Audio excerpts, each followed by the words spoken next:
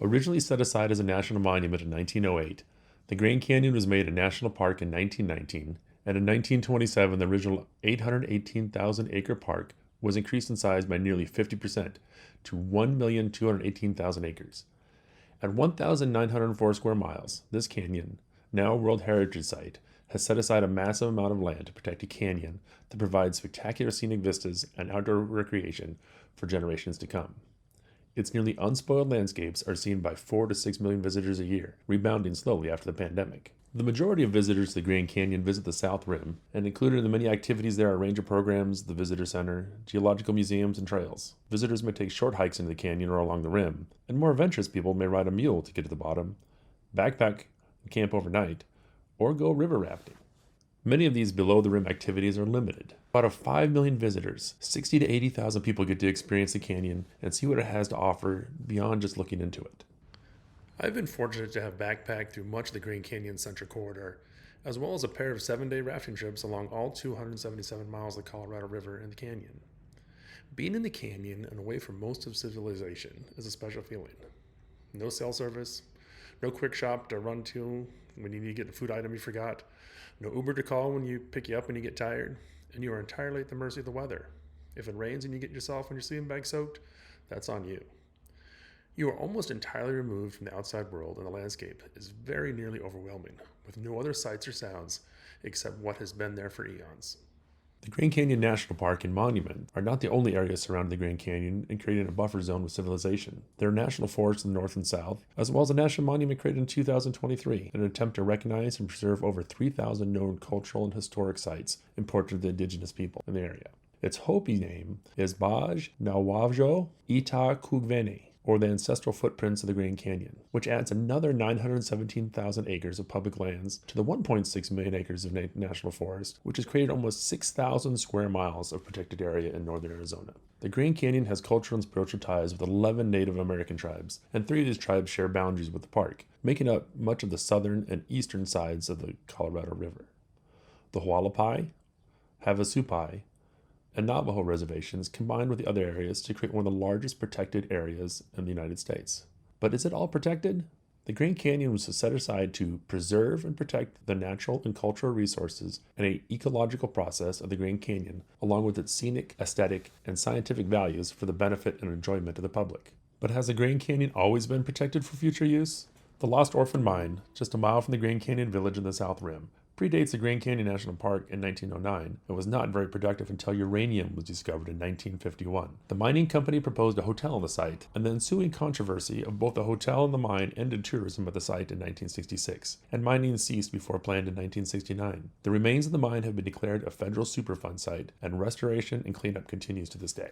Upstream from the Grand Canyon sits Glen Canyon Dam, which has entirely flooded Glen Canyon for water management, hydroelectric power, and recreation. And in 1966, Congress intended to dam the Colorado in 2 more places, both inside the Grand Canyon. Bridge Canyon Dam would have filled the Grand Canyon with water nearly 90 miles upstream, including Havasu Creek. The other dam in Marble Canyon would have been much smaller at the mouth of the Grand Canyon, though the dam would have buried the vast Red Wall Cavern under hundreds of feet of water. Though the enormous canyon walls make the cavern seem small, the cavern is over 300 feet wide and 150 feet deep. Even though the new reservoirs would be out of sight, new recreation areas would sprout up to take advantage of these lakes, allowing people to boat upstream if allowed. It would mean losing a part of the canyon that we would never get back, and though there would be some potential gains, it would stand in opposition to the goal of the Grand Canyon, which is to preserve and protect the natural and cultural resources. Part of these cultural resources are the Native American sites similar to the new national monument. The Grand Canyon, Arizona, and all of the Americas were originally lived on and occupied by peoples other than the European colonizers. This was originally their land, and though given land to live within, how are the Native Americans utilizing the Grand Canyon beyond both spiritual and cultural uses? To the west, the Hualapai tribe, numbering just 2,300 people and with almost as much land as the Grand Canyon National Park, has been able to bring visitors to the Colorado River with both boat tours from the land as well as a creative skywalk built in 2007. Though on a side canyon, it extends over the canyon with a 500 to 800 foot drop below. This attraction alone has been self-reported to have more than 1 million visitors per year several times. Accessing both the Hualapai rafting and skywalk require a fair amount of travel, while the helicopter flights in the canyon are mostly based out of Las Vegas. The sweeping views and twisting route would make a helicopter tour a great side attraction any visit to Las Vegas. The Grand Canyon itself does not allow flights below the rim, and there are limits to the number of flights over the Grand Canyon as well, and none of them are lower than 10,500 feet. Though some complain that there is noise pollution from these aircraft, I have never noticed it in all my visits. What I have noticed when rafting on the Colorado River is how quiet floating on the river was until we came alongside the Hualapai land and their aptly named Helicopter Alley. The total number of flights are not easily found online, as they are unregulated and unlimited. This image is from someone who made a collage of all the boats and helicopters they saw in 8 hours, counting 160 flights, and then another 203 flights in the following 4 hours. Reports have put total flights on some days reaching over 500. Only rafters and people hiking on the west side of the canyon would see and hear the helicopters and boats, and they probably numbered 25,000 visitors at most. Guesstimating low at 2,000 helicopter guests a day, the Hualapai Indian tribe would allow close to 750,000 visitors to see the Grand Canyon, and that is not counting boat tours, all of which has brought the Hualapai out of poverty. On the east side of the park is the Navajo Nation, where the Dene live, and their land follows the Colorado River until it reaches the confluence of the Little Colorado, which is sacred to several indigenous peoples, and in particular the Hopi. The Grand Canyon is a monument to the legacy of the Hopi clans. They say that we emerge from the Grand Canyon, a place called Sipapuni, the trail to the underworld. And then from there we emerge into this present world.